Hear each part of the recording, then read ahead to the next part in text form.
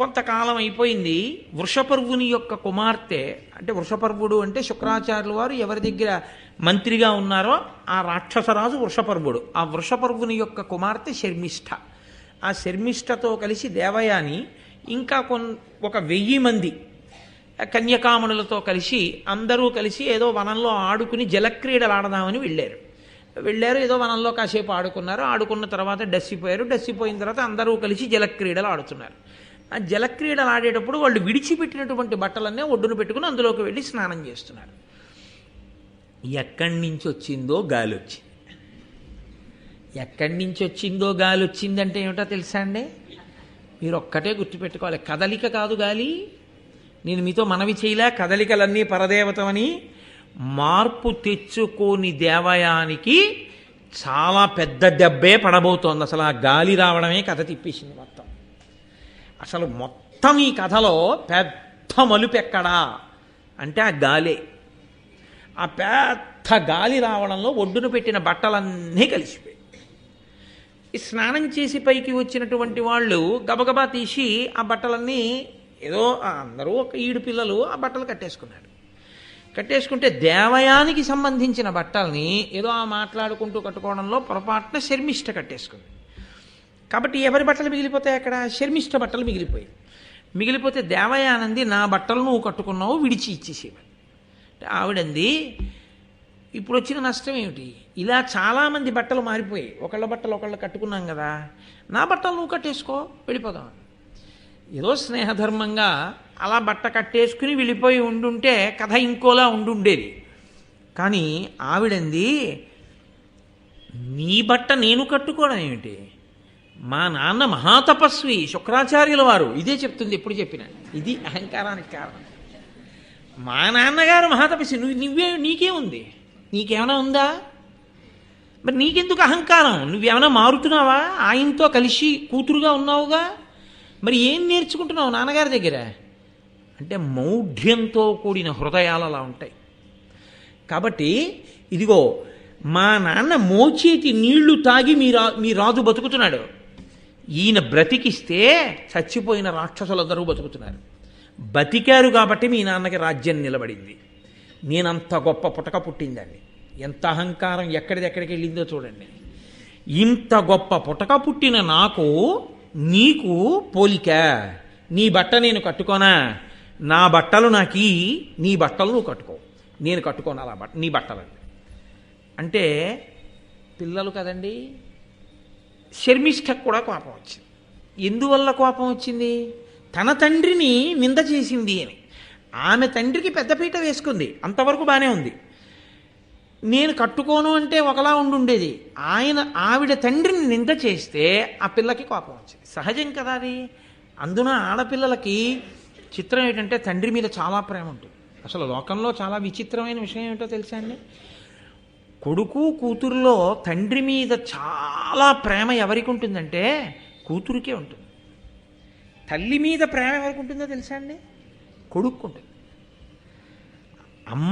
నాన్నగారు అంటే పిచ్చి ప్రేమ నిజానికి కూతురుదే. అది చాలా ఆశ్చర్యంగా ఉంటుంది. అసలు ఇలా ఎలా వచ్చిందా అనిపిస్తుంది.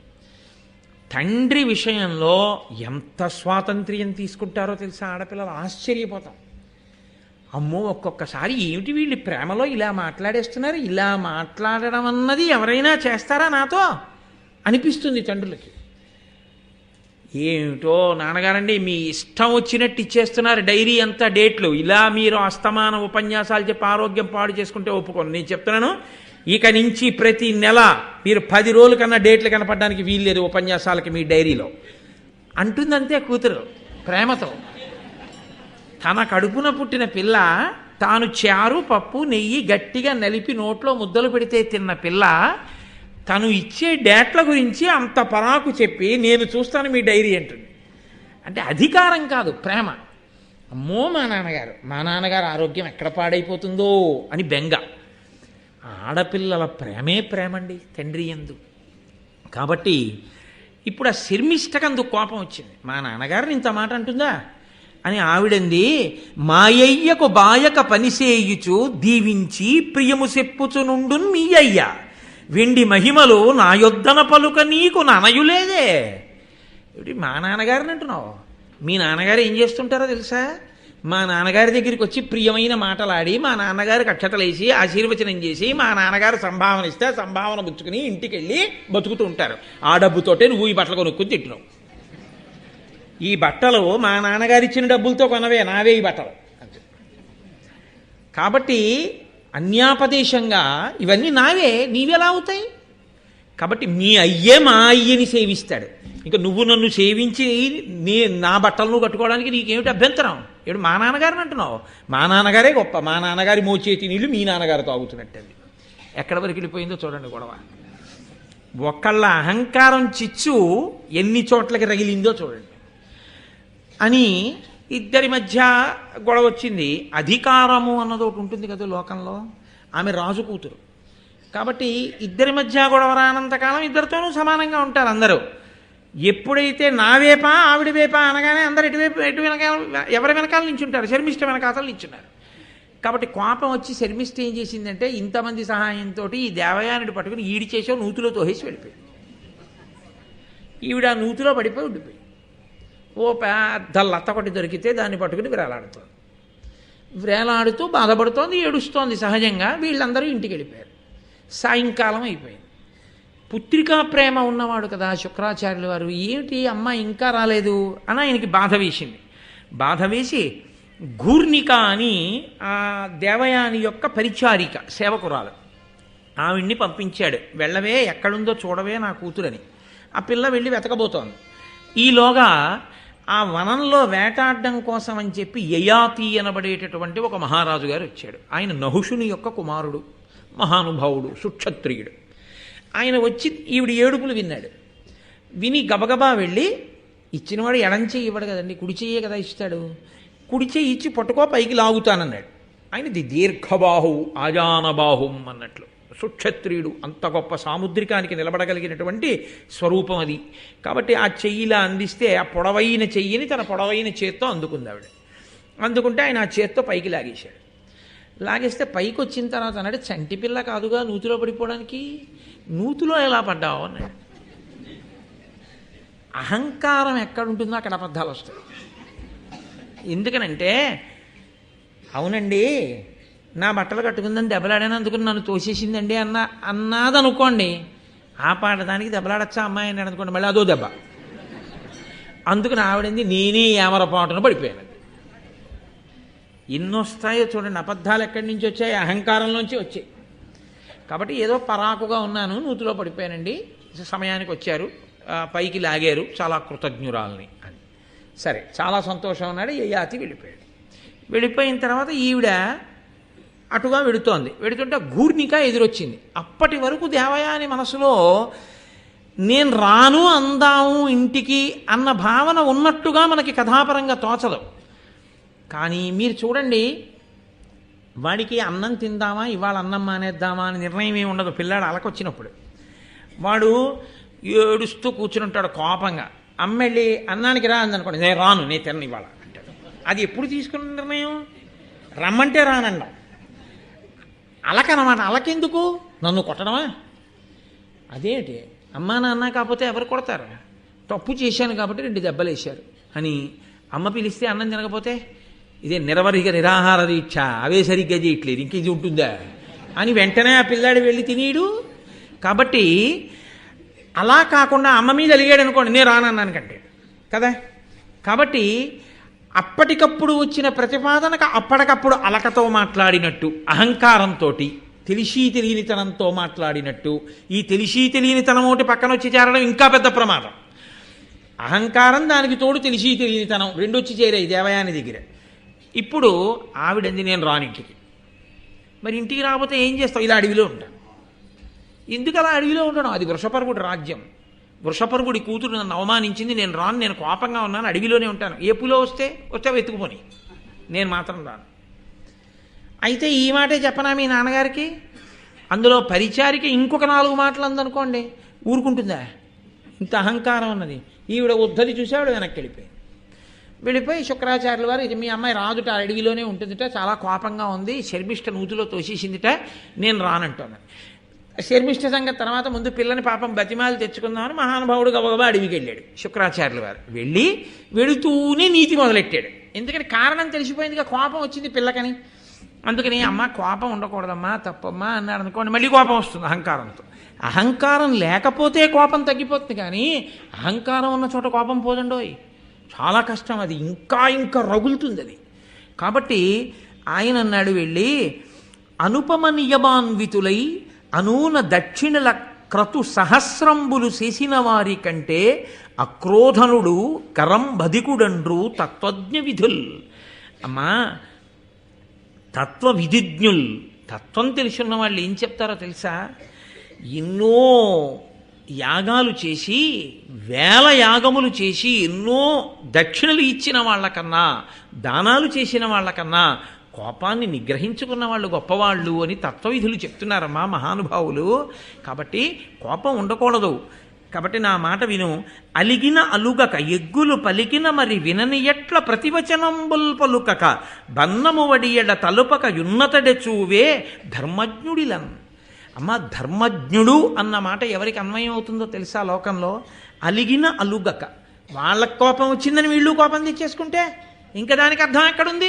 అలిగిన అలుగక, కోపగిస్తే కోపగించకుండా ఉండడం చాలా గొప్ప లక్షణం అండి అది. ఇంత మృత సంజీవిని తెలుసున్న మీరు వృషపర్వుణ్ణి ఎంత మర్యాదగా ఆయన పక్కకెళ్ళి కూర్చున్నారు. మీ కర్మ, ఎక్కడికెడితే అక్కడే మిమ్మల్ని ఆదరిస్తారు. మీరు ఏదో వృషపర్వుణ్ణి ఉద్ధరిద్దామని మీరు వెళ్ళి కూర్చున్నారు. కానీ ఆవిడేమంటోంది? మా నాన్నకు వచ్చి మీ నాన్న ఆశీర్వచనం చేసి డబ్బట్టుకెడుతున్నాడు అంటోంది. ఎంత మాట! ఇది ఆవిడ కడుపులో బాధ. అందుకని నాన్నగారండి అలాంటి వాళ్ళ దగ్గర ఉండొచ్చా? కాబట్టి నేను రాను ఊళ్ళోకి. అంటే ఆయన అన్నాడు, నాకున్నదే ఒక్కగానొక్క బిడ్డవి, నువ్వు లేని చోటు నాకెందుకమ్మా? నువ్వు ఎక్కడికి వెళ్ళిపోతావో చెప్పు, నీ వెనక నేను వచ్చేస్తాను, ఇద్దరం వెళ్ళిపోదాం అన్నాడు. ఆయనకున్న పుత్రికా ప్రీతి అటువంటిది. కాబట్టి ఇప్పుడు ఆవిడంది, రండి వెళ్ళిపోదాం అని. ఇది చారులు విన్నారు.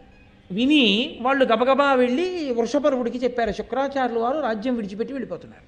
ఆ వృషపర్వుడు పరుగునొచ్చి పాపం శుక్రాచార్యుల వారి కాళ్ళ మీద పడ్డాడు. పడి, మహానుభావ, నా కూతురు వల్ల నా వల్ల ఏదైనా దోషం కలగచ్చు, కానీ మీరు అలా వెళ్ళిపోకండి.